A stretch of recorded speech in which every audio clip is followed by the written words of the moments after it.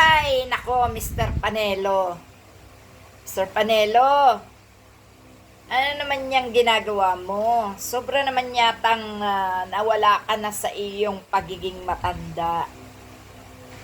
Alam mo ba, sir, yung pagbaback up mo sa mga Duterte, yung pagpapakita lang na napakakonsentidor mo eh. Pero sa kabilang banda, lumalabas na hindi ka mapagkakatiwalaan. Kasi matapos mong sabihin na kapag lalong ginagalit ang mga Duterte, kapag lalong inaapi ang mga Duterte, lalong lumalakas sa taong bayan. Wala na, hindi na epekto ang mga paawa. Hindi na epekto sa taong bayan ang mga pinagsasabi nyo. Unang-una, kayo ay numero unong mga pabor sa pinagagagawa ng mga Duterte. Pagkatapos, bigla kayong bubuelta ng pandalaglag, no? Pagkatapos nyong magsalita, isipin mo, sabihin mo na kapag lalong inaaway, kinakawawa, inaapi, ay mamahalin lalo ng tao. Kailan ka naman magmamahal ng tao na sandamakmak ng pagkakasala ang nagawa sa bayan? Ikaw lang, kayo lang, ni na Ronald Bato. Kayo lang, ni na Baduy, ni na Celis, ni na Bungo, Robin Padilla, no? At saka ni Marcoleta.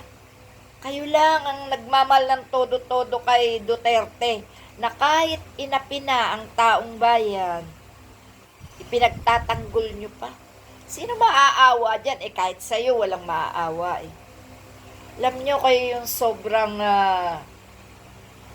mapagawa ng pagpapaikot sa utak ng mamamayang Pilipino. Alam mo, Mr. Panelo, sana matauhan na kayo. Ang dami nyo ng ginawang pagkonsente sa mga Duterte. Pagandahin nyo man o hindi ang pangalan ng mga Duterte, wala na po. Hindi nagaganda kailanman. At sabit-sabit kayo dyan. Dahil kayo ang mga nagpakita ng pagsuporta sa mga ganyang klase ng tao. No? Sana, Mr. Panelo, sa edad nyo na yan, sana naman magbago na kayo. Kasi ang dami na pong pagkakasala ng mga Duterte. Huwag nyo na pong gatungan. Huwag nyo nang konsintihin. At kahit ilaglag nyo pa, hindi kami maniniwala sa inyo na katotohanan ang ipinakikita nyo na paglaglag sa mga Duterte. Hindi na rin po kami magtitiwala sa inyo na mga kaalyado ng mga Duterte. Lahat ng kaalyado ng Duterte, hindi na kami nagtitiwala. At maging sa mga alipores, no? Kahit kailan, yung mga senadores, yung mga kongresista na nakakapit kay Duterte, wala na po. Napictura na po ang lahat ng mga kaalyado ni Duterte na siyang ilalaglag sa eleksyon ng taong bayan.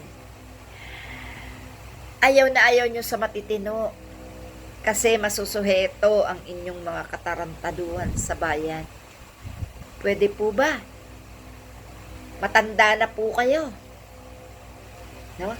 Naturingan pa kayong attorney. Bakit kayo ganyan? Wala kayong sariling disposisyon. Wala kayong sariling bait. Alain mo, makiisa kayo sa kagaya ng mga Duterte. Hindi kayo naawa sa buhay inyo at sa buhay ng bansa, sa inyong kapwa Pilipino. Ang dami nyong kalokohan. Magpapaawa effect kayo sa taong bayan para sa mga Duterte. Pagkatapos bigla nyong ilalaglag. Pagkatapos bigla nyo ulit bubueltahan. Wow kayo. Huwag na po, tama na ang pambibilog sa ulo ng mamamayan. Wala na po kayong mabibilog sa panahong ito. Wala na pong saysay ang pagiging Duterte, ang pangalan Duterte sa bansang Pilipinas. Sirang-sira na po at kasama kayo dyan. Okay? Yun lang po. Salamat.